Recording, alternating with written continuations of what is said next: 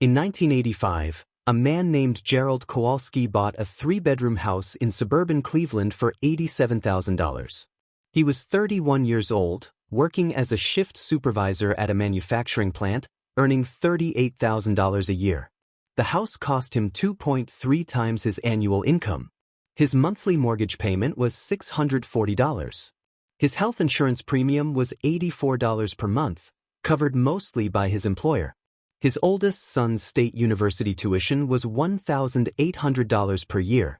Gerald retired at 62 with the house paid off, a union pension, and $140,000 in savings. He considered himself solidly middle class. By every measurable standard of his era, he was right. His son, Daniel, is 38 years old today. He works in supply chain management in the same metro area, earning $74,000, nearly double his father's inflation-adjusted income. Daniel cannot buy a comparable house.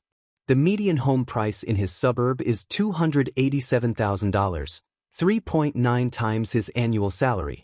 His monthly mortgage payment, if he qualified, would be $1,740. His employer-sponsored health insurance premium runs $410 per month after the company contribution. His younger brother's state university education costs $28,000 per year before room and board. Daniel has $23,000 in savings, $31,000 in his 401k, and a student loan balance of $44,000 from his own degree that he is still repaying at 38. Daniel earns more than his father did, in real inflation-adjusted terms. He is measurably less financially secure.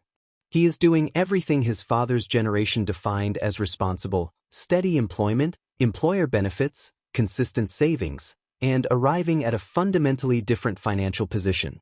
Not because Daniel is less capable or less disciplined. Because the cost structure of a middle-class life in 2026 bears almost no resemblance to the cost structure his father navigated, while the wages that are supposed to fund it have not kept pace with the divergence. The middle class is not falling behind because its members are failing. It is falling behind because the structural economic conditions that made the middle-class life achievable on a middle-class income have been systematically dismantled over 4 decades, and the dismantling has been gradual enough and distributed across enough separate cost categories that most people experiencing it attribute it to personal shortcomings rather than structural change. Today I am going to show you exactly where the structural erosion has occurred, the 4 specific cost categories where the math of middle-class life has become definitively hostile to middle-class income, and what that means for anyone trying to build genuine financial security in 2026 on a salary that was supposed to be enough. The data on middle-class financial deterioration in the United States is extensive, consistent, and consistently underreported in mainstream financial media, in part because the story it tells is systemic rather than behavioral, and systemic stories do not generate the individual call-to-action engagement that behavioral stories do. But the numbers are not ambiguous. The Pew Research Center's most comprehensive analysis of American middle-class economics, updated in 2024, found that the share of American adults living in middle-income households, defined as households earning 2/3 to double the national median, has fallen from 61% in 1971 to 50% in 2023. Over 5 decades, the middle class shrank by 11 percentage points. The people who left the middle class did not predominantly move up. According to the same Pew analysis, the share moving to lower-income tiers grew faster than the share moving to upper-income tiers over the 2000 to 2023 period. The Economic Policy Institute's 2024 State of Working America report found that inflation-adjusted median wages for workers without a 4-year college degree, a group that constitutes approximately 62% of the American workforce, grew by only 4.3% in total over the 30-year period from 1993 to 2023. Not 4.3% per year. 4.3% over 3 decades. For college-educated workers in the middle-income range, real wage growth was more robust at approximately 28% over the same period, but still well below the growth in the cost categories that define middle-class life.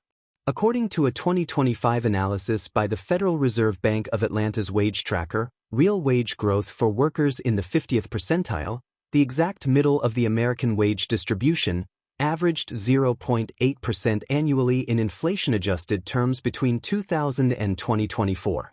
The cost of housing, healthcare, higher education, and childcare, the four pillars of middle-class expenditure, grew at rates between 3 and 8 times that figure over the same period. This is not your fault. The gap between what the middle class earns and what the middle class life costs was not created by individual financial decisions.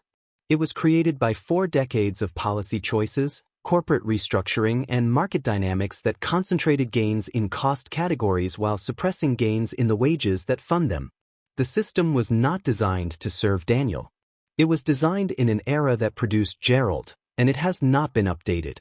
The first cost category where the math became definitively hostile is housing, and the numbers here are not close. The Federal Reserve Bank of Atlanta publishes a home ownership affordability monitor that tracks the percentage of median household income required to purchase the median-priced home in the United States. In January 2021, that figure was 29.3%, tight but within the range that financial planning has historically defined as manageable. By January 2024, the same figure had risen to 43.8%. In under 3 years, the share of median income required to own the median home increased by 14.5 percentage points, the fastest deterioration in housing affordability in the monitor's recorded history. The mechanism behind this deterioration is the compound effect of 2 simultaneous shocks that the housing market had not previously experienced together. The Federal Reserve's rate hiking cycle that began in March 2022 drove the 30-year fixed mortgage rate from 3.1% in January 2022 to a peak of 7.8% in October 2023, the highest level since 2000. Simultaneously, housing inventory remained historically constrained, with the National Association of Realtors reporting that active listings in early 2024 sat at approximately 40% below the pre-pandemic 2019 baseline. Low supply met rising rates without the price correction that rising rates historically produce, because the homeowners who had locked in 3% mortgages had no financial incentive to sell into a 7% environment, trapping existing inventory in place.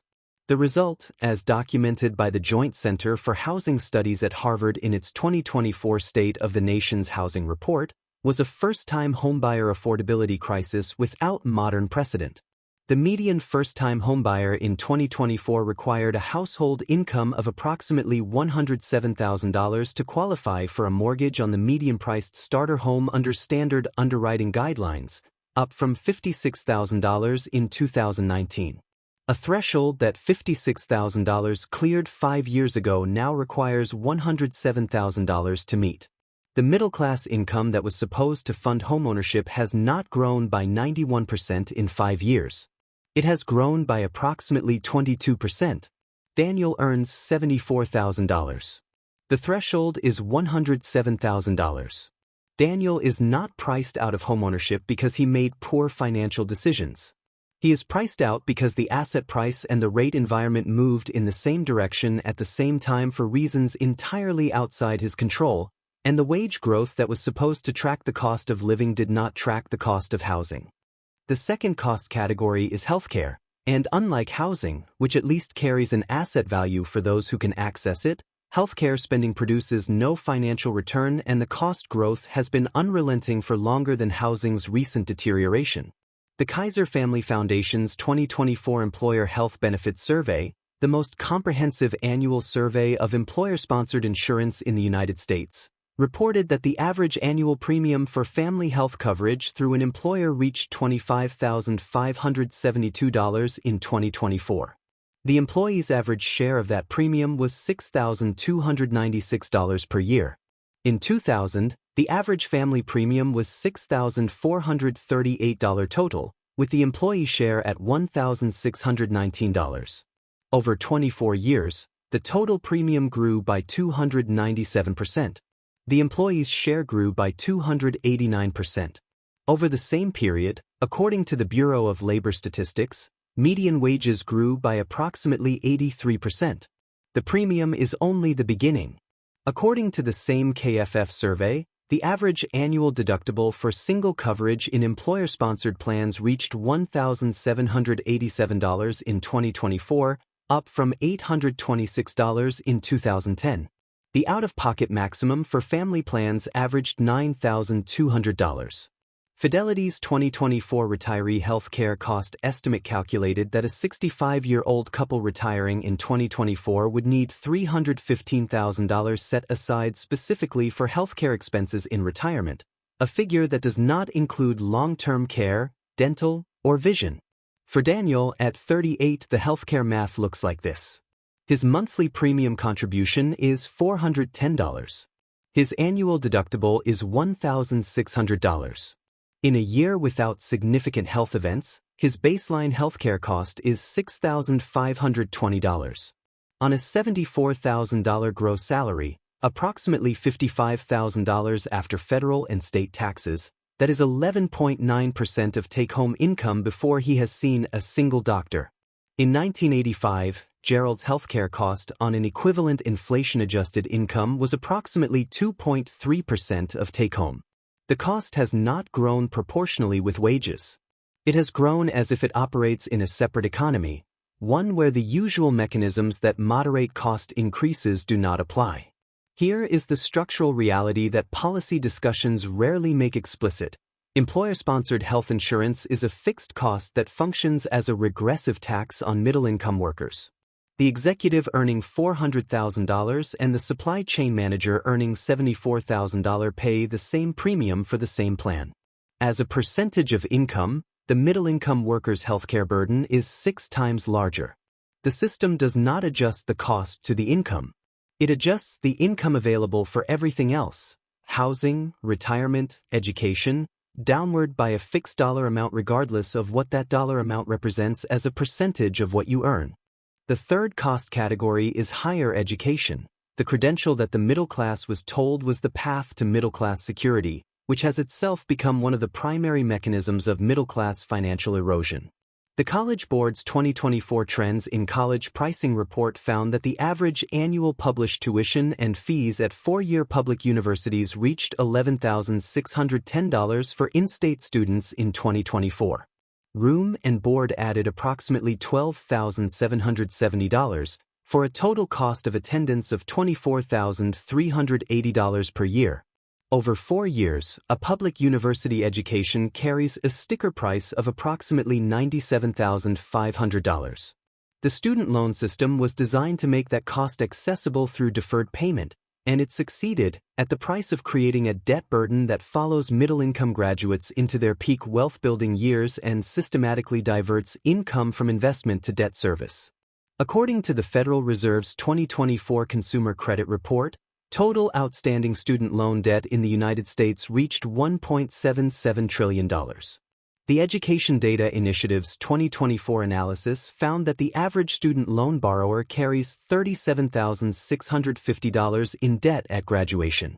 For borrowers with graduate or professional degrees, the credential increasingly required for middle-income professional employment, the median balance is $67,000.